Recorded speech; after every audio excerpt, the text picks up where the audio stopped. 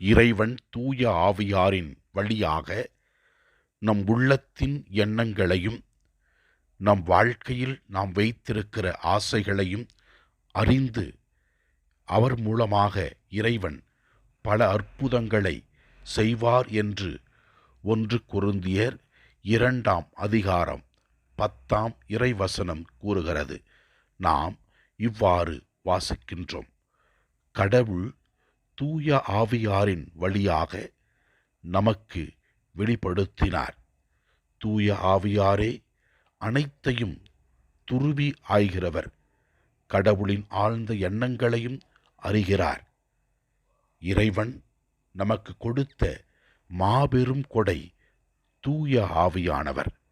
அந்த தூய ஆவியானவரை நாம் பெற்றிருக்கும் பொழுது நாம் ஞானத்தோடும் அறிவோடும் நம்பிக்கையோடும் பிணி தீர்க்கின்ற ஆற்றலோடும் வல்ல செயல்கள் செய்கிற ஆற்றலோடும் விளங்க முடியும் என்பதை நாம் திருவிவிலியத்திலே வாசிக்கின்றோம்.